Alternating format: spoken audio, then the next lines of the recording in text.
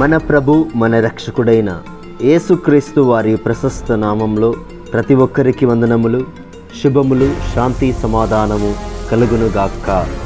లూకా సువార్త 6వ అధ్యాయం 37వ వచనం. నేరము మోపకుడి. ఆమేన్. దేవుని పరిశుద్ధ నామానికి స్తోత్రము కలుగునుగాక. ఈ దినం దేవాతి దేవుడు లూకా సువార్త నుంచి మనందరితో మాట్లాడుతున్నారు. నేరము మోపకూడదని పలుకుతున్నాడు. మరి ఇక్కడ దేవుడు గొప్పగా క్షమించమన్నాడు, మన్నించమన్నాడు. మరి ఇక్కడ క్షమించడం ద్వారా, మన్నించడం ద్వారా మనము కూడా క్షమించబడతామని వాక్యం సెలవిస్తుంది. మరి నేరము మోపకూడదు. ఎవరి మీద కూడా మనకి తెలిసి తెలియక ఎటువంటి మాట విన్నా సరే ఎవరి మీద కూడా నేరం అనేది మోపకూడదని ఇక్కడ దేవుని వాక్యం సెలవిస్తుంది. మనం ఒకసారి లూకా సువార్తలో 23వ అధ్యాయంలో కొన్ని మాటలు మనము ధ్యానం చేస్తే, యేసుక్రీస్తు ప్రభువారితో కలిసి 2 దొంగలు కూడా సిలువ వేయడం జరిగింది. ఇక్కడ ఒక దొంగ మరి ఒక రకమైన మాటను పలుకుతున్నాడు యేసుక్రీస్తు ప్రభువారిని చూస్తూ. ఇక్కడ ఈ విధంగా పలుకుతున్నాడు. వ్రేలాడవేయబడిన ఆ నేరస్తుల్లో ఒకడు ఆయనను దూషించుచు, నీవు క్రీస్తువు కాదా? నిన్ను నీవు రక్షించుకొనుము, మమ్మును కూడా రక్షించుమని చెప్పెను. ఇక్కడ నేరము చేసినందుకే తనని తీసుకొచ్చి అక్కడ సిలువను వేశారు, అతనికి శిక్షిస్తున్నారు. ఎటువంటి నేరము చేయకుండా పాపముల నిమిత్తం కొరకు ప్రతి మానవుని రక్షించడానికి ఇక్కడ ఎటువంటి సాక్ష్యాలు కూడా దొరకలేదు నేరం వేయడానికి. ఆయనను కూడా యేసుక్రీస్తు ప్రభువారిని సిలువను వేస్తున్నారు ఇక్కడ. మరి ఈ దొంగ మాత్రము నేరాన్ని మోపుతున్నాడు యేసు ప్రభువారి మీదనే. నీవు క్రీస్తువు కాదా?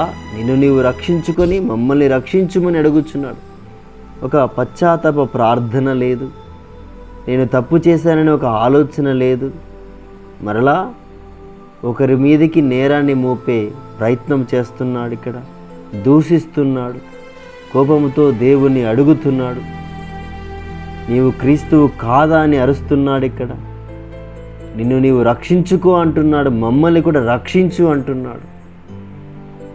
దేవునికి స్తోత్రం కలుగాక. ఇక్కడ మనము దేవుడు మన కొరకే మరణించి ఉన్నాడు, మన కొరకే తన అమూల్యమైన రక్తాన్ని కార్చి ఉన్నాడు. మరి ఇక్కడ ఒక విశ్వ సత్యాన్ని మనం తెలుసుకోవాలి. వేరొక దొంగ కూడా వేలాడుతున్నాడు శిలువ మీద, కానీ అతనికి తెలిసింది నిజ రక్షకుడు యేసుక్రీస్తు ప్రభువారని. ఇంకొక దొంగ మాత్రము ఆయన అరుస్తున్నాడు, రక్షించుమని అడుగుతున్నాడు. నిన్ను నీవు రక్షించుకొని మమ్మల్ని రక్షించుమంటున్నాడు. ఇక్కడ ఆ దొంగలో ఎటువంటి మారు మనసు లేదు, నేను తప్పు చేసిననే ఒక బాధ కూడా అతనిలో లేదు. కానీ ఈ దినం దేవాతి దేవుడు మనతో మాట్లాడుతున్నాడు. ఎవరి మీద కూడా నేరము మోపకూడదంటున్నాడు. మోపకుండా ప్రతి ఒక్కరి కొరకు ప్రార్థించమంటున్నాడు, కనికరపడమంటున్నాడు. ఏదైతే యేసుక్రీస్తు ప్రభువారు మన మీద కృపను చూపించున్నారో అలానే మనము కూడా వారికి ప్రేమను, క్రీస్తు కృపను చూపించాలి, క్రీస్తు యొక్క ప్రేమను పంచాలి. దేవునికి స్తోత్రం కలుగాక.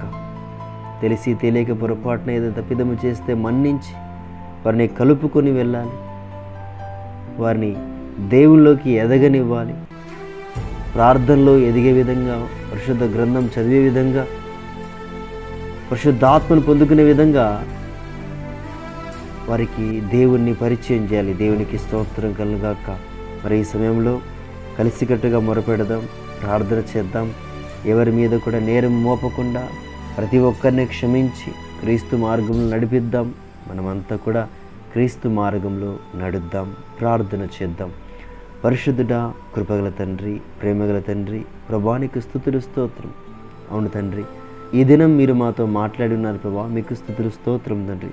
ప్రభా, ఎవరి మీద కూడా నేరం మోపకుండా మిమ్మల్ని తండ్రి పరిచయం చేసే బిడలగా, తండ్రి నిన్ను స్తుతించి ఆరాధించే బిడలగా ప్రతి ఒక్కరిపై నీ ఆత్మను కుమరించమని ప్రార్థిస్తున్నాం. దేవానికి స్తోత్రం తండ్రి.